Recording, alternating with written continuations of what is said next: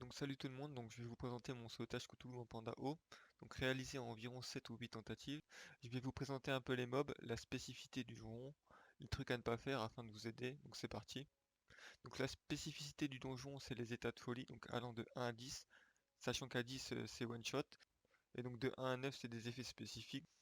Et donc les folies elles augmentent si les mobs vous frappent avec leurs sorts principaux, et au boss si vous finissez en ligne de vue du Cthulhu, ou que vous échangez 2 fois de place avec le même adversaire ou allié. Donc ce qui me mène à la dernière spécificité du donjon.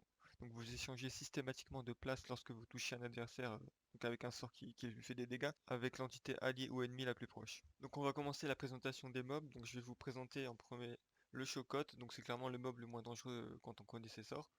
Donc il possède 2 sorts. Donc le premier sort, Triangle d'aimant. Donc il le lance à 1 de PO et donc il pose une glyphe qui dupliquera vos personnages qui sont dedans, sachant que ces doubles de vous donc auront une IA qui va les emmener vers les ennemis quoi, et qui vous font subir les dommages qu'ils prennent à hauteur de 100%. Donc c'est clairement le seul sort dangereux du Chocotte, et si vous n'avez pas le choix, assurez-vous de tuer votre double, donc en effectuant un dopu sur lui contre un mob. Donc le deuxième sort du Chocotte c'est l'œil horrifiant, donc il tape au corps à corps et il invoque un double comme la glyphe, mais étant donné qu'il n'a que 4 PM, il ne vous touchera sûrement jamais au corps à corps quoi. Donc le deuxième mob du combat, donc c'est le Lifo. Donc il est pas très dangereux quand on le connaît. Il possède également 2 sorts. Donc son premier sort, Duplication Grotesque, qui lui permet d'invoquer un des mobs du combat. Donc sachant qu'il invoque le Clutis plutôt que le Chocotte s'il a le choix. Donc vous pouvez jouer sur le placement pour éviter un deuxième Clutis dans le combat. Sachant qu'au début il n'invoquera qu'au tour 2 et qu'il a une relance de globale de 5 il me semble. Et son deuxième sort, donc Ponction Morbide, il se lance uniquement en ligne et il vous volera 1000 ou 1200 points de vie en crit pendant 2 tours. Et donc le dernier mob du combat, donc dans l'optique de le faire à 4 bien entendu, donc c'est le cultiste, donc sûrement le pire mob des abysses avec le Tride. Il a 3 sorts, donc le premier folle cacophonie qui fait des gros dégâts feu en zone et repousse de 3 cases. Le deuxième sort, intensité démoniaque qui booste tous ses alliés autour de lui à 3 de PO de 200 de puissance, 25% de leur point de vie et 2 PM pour un tour. Et le troisième et dernier sort, le plus compliqué à gérer, Mélopée pernicieuse, ce sort tape de 5 à 12 PO en faisant d'assez gros dégâts hauts et en retirant jusqu'à 4 PM. Sachant que ce sort a une PO modifiable, donc si vous avez un kick PO, voilà. Et donc le boss, donc lui, il a 2 sorts.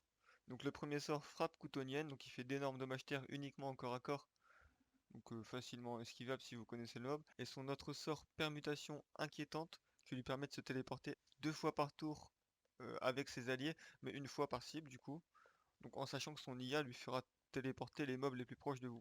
Donc les astuces que je pourrais vous donner pour le combat, donc c'est clairement de focus le cultiste et de faire en sorte que le Lifo invoque un chocotte au tour 2. Donc, et ensuite de tuer le cultiste avant le tour 5 pour éviter une deuxième réinvocation douteuse. Donc une fois que le cultiste est mort, vous aurez fait 80% du combat. Il n'y aura plus qu'à gérer la distance des mobs. Donc le mieux reste de focus en deuxième le Lifo et en troisième le Chocotte.